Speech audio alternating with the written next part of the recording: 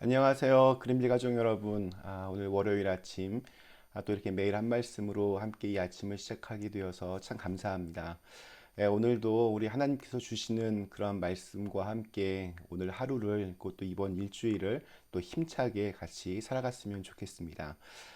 오늘은 저희가 시편 112편 말씀으로 오늘 이 아침을 시작하도록 하겠습니다. 시편 112편 말씀. 할렐루야. 여호와를 경외하며 그의 계명을 크게 즐거워하는 자는 복이 있도다. 그의 후손이 땅에서 강성하며 정직한 자들의 후손에게 복이 있으리로다. 부와 재물이 그의 집에 있으며 그의 공의가 영구히 서 있으리로다. 정직한 자들에게는 흑암 중에 빛이 일어나니 그는 자비롭고 긍휼이 많으며 의로운 이로다. 은혜를 베풀며 꾸어주는 자는 잘 되나니 그 일을 정의로 행하리로다. 그는 영원히 흔들리지 아니하며 의인은 영원히 기억되리로다. 그는 흉한 소문을 두려워하지 아니하며 여호와를 의뢰하고 그의 마음을 굳게 정하였도다. 그의 마음이 견고하여 두려워하지 아니할 것이라. 그의 대적들이 받는 보응을 마침내 보리로다. 그가 재물을 흩어 빈궁한 자들에게 주었으니 그의 의가 영구히 있고 그의 뿔이 영광 중에 들리리로다. 악인은 이를 보고 한탄하여 이를 갈면서 소멸되리니 악인들의 욕망은 사라지리로다. 아멘. 네, 오늘 제가 읽은 이 시편 112편 말씀은 여호와를 경외하는 사람들이 누리는 하나님의 축복에 대해서 그렇게 초점을 맞추고 있습니다. 저희가 어제 주일 예배 때 솔로몬의 실패에 대해서 함께 같이 은혜를 나누었습니다. 세상적인 관점으로 보면 솔로몬은 세상의 모든 부귀 영화를 정말 누릴 만큼 누리다가 그렇게 간 사람입니다. 실패라고 하는 단어는 그에게는 정말 어울리지 않는 말입니다. 그러나 솔로몬의 인생은 실패했습니다. 그의 인생 말년에 전도서에서 고백했던 것처럼 헛되고 헛된 그런 인생을 살다가 허망하게 죽었습니다. 더욱이 솔로몬 한 사람의 이 실패는 훗날 이스라엘이 이제 남북으로 갈라지게 만드는 국가적인 실패로까지 이어졌습니다. 도대체 무엇이 어디서부터 이게 잘못된 것일까요? 저는 신앙생활을 잘하는 그 핵심 비결 중에 하나가 우선순위를 잘 정하는 것이라고 생각합니다. 더 중요한 것과 덜 중요한 것을 잘 분별하여서 정말 중요한 것들을 순서대로 차근차근 해 나가는 것이 지혜로운 신앙생활의 비결입니다. 우리가 잘 아는 대로 예수님은 너희는 먼저 그의 나라와 그의 의를 구하라. 그리하면 이 모든 것을 너희에게 더하시리라. 이렇게 말씀하셨습니다. 순서가 중요합니다. 우리는 내가 필요한 것들을 다 가지고 나면 그때 남는 것으로 무엇인가를 하려고 하나님을 위해 쓰겠다 이렇게 생각합니다. 성경은 반대로 이야기합니다. 먼저 하나님의 나라와 하나님의 의를 구하는 삶을 살 때 하나님이 그 나머지 부분들을 더 풍족하게 채워주신다고 말씀합니다. 솔로몬의 경우도 똑같은 원리가 적용이 되었습니다. 솔로몬이 그렇게 정말 큰 축복을 받았던 비결은 그가 왕이 되기 직전에 하나님께 일천번제를 드리며 간절히 기도할 때였습니다. 솔로몬은 하나님께 지혜를 구했습니다.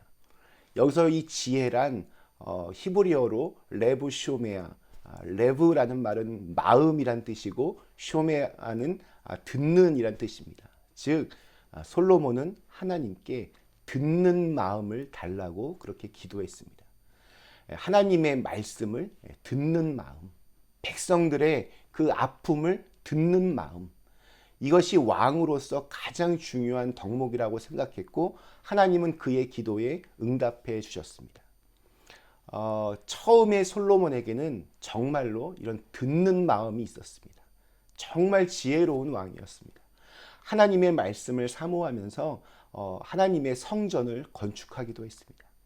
하나님은 그런 그에게 지혜로운 마음뿐만이 아니라 세상적인 축복까지도 그에게 선물로 주셨습니다.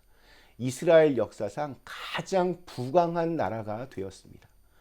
어떻게 하든 이 솔로몬과 연주를 만들기 위해서 주변 나라들에서 선물을 보내고 또 공주들을 솔로몬에게 시집을 보냈습니다. 그렇게 해서 후궁과 첩을 포함하여 1000명의 아내를 거두리는 정말 어마어마한 사람이 되었습니다. 세상적으로 누릴 수 있는 모든 것들을 다 누리며 살았습니다. 그러나 그에게서 이 듣는 마음이 사라졌을 때, 더 이상 하나님의 말씀에 귀를 기울이지 않았을 때, 그래서 하나님과 점점 더 멀어지게 되었을 때 그의 실패와 추락이 서서히 시작되었습니다. 지금 이 순간에도 참 많은 사람들이 이 솔로몬과 같은 부와 명예와 권력을 얻기 위해서 쉼없이 숨가쁘게 그렇게 살아갑니다. 더 많이 가지기 위해서, 또 더 많이 누리며 즐기기 위해서 그런 것들에게서 행복을 찾으려고 합니다. 그러나 놀랍게도 이 성경은 행복한 삶에 대하여 이야기할 때 그런 위의 것들은 단 한 가지도 이야기하지 않습니다. 성경이 말하는 복된 자의 모습은 오늘 1절 말씀에서 이렇게 시작합니다. 할렐루야, 여호와를 경외하며 그의 계명을 크게 즐거워하는 자는 복이 있도다. 성경이 말하는 복된 사람은 여호와를 경외하며 그 계명을 크게 즐거워하는 사람입니다. 여기 이 부분에만 나타나지 않고 우리 시편 1편을 비롯해서 정말 곳곳에 일관되게 복 있는 사람은 여호와를 경외하며 그 계명을 즐거워하는 사람이라고 그렇게 진술하고 있습니다. 세상의 기준과는 굉장히 완전히 다른 삶의 모습입니다. 성경이 우리에게 이렇게 그려주고 있는 복 있는 자의 모습이란 하나님을 사랑하고 또 하나님을 두려워하며 그 하나님의 말씀이라면 기쁜 마음으로 순종하는 그런 사람입니다. 세상 사람들은 무언가 더 많은 것들을 소유하고 더 많은 업적을 이렇게 이루는 것에 주목한다면, 우리 그리스도인의 기쁨은 하나님을 더 많이, 더 깊이 알아가고 하나님의 뜻을 따라가는 데 있습니다. 사실 구약 성경에서 사용하고 있는 이 복이라고 하는 단어는 크게 두 가지가 있습니다. 눈에 보이는 물질적인 복을 나타낼 때에는 바라크라는 단어를 씁니다.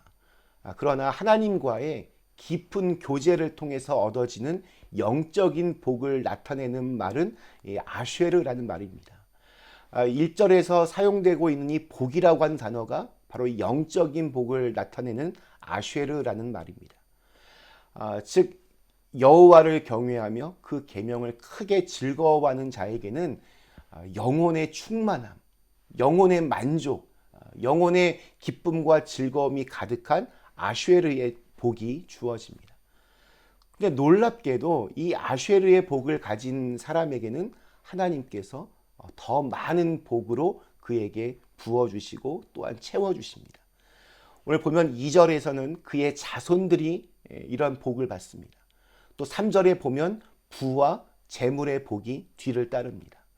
내 영혼이 잘됨 같이 범사가 잘 되는 축복을 받는 것입니다. 조금 전에 말씀드렸던 우선순위를 잘 정하는 것이 얼마나 중요한지 잘 드러나고 있습니다. 4절부터는 정직한 자가 누릴 복에 대해서 말씀하고 있습니다. 여기서 정직하다라고 하는 표현 역시 하나님과의 관계에서 의로운 삶을 사는 그러한 사람을 가리킵니다. 즉 1절에서 말한 여호와 하나님을 경외하는 자와 같은 사람이며 이것을 조금 다르게 표현했을 뿐입니다. 정직한 자에게는 흑암 중에서도 빛이 일어납니다. 우리 출애굽기 이렇게 보면 흑암이 태양을 가리움으로써 애굽 전역이 이렇게 어두움에 휩싸이게 됩니다. 이 재앙으로 사람들은 대낮인데도 사방이 캄캄하고 어두워서 일상생활이 불가능해졌습니다. 그러나 하나님의 백성들이 살고 있었던 이 고센 땅에는 어둠이 전혀 임하지 않았습니다. 낮과 같이 밝았습니다. 물론 이 4절에서 말하는 흑암이란 문자적인 의미의 어떤 암흑이라기보다는 우리의 인생에서 닥쳐오는 삶의 고난과 난관들을 의미합니다. 하나님을 경외하고 살아가는 자의 삶에도 고통이 있고 고난이 찾아옵니다. 그러나 하나님은 그들의 삶을 그냥 내버려 두시지 않으십니다. 흑암 중에 빛을 발하심과 같이 하나님은 그를 사랑하고 따르는 자의 삶에 은총의 빛, 구원의 빛을 비추어 주십니다. 그런 사람은 6절에서처럼 흔들리지 않습니다. 아무리 지금 내 눈앞에 보이는 현실이 흑암으로 뒤덮이고 어둡고 캄캄한 상황이라고 해도 하나님이 지금 이 순간 나와 함께 하신다는 강렬한 그런 마음이 있기 때문입니다. 네, 하나님을 믿는데 세상이 두렵다. 이건 정말 말이 되지 않습니다. 어떤 것을 내가 더 지금 중요하게 믿고 의지하고 있는가에 따라서 우리의 인생 역시 결정됩니다.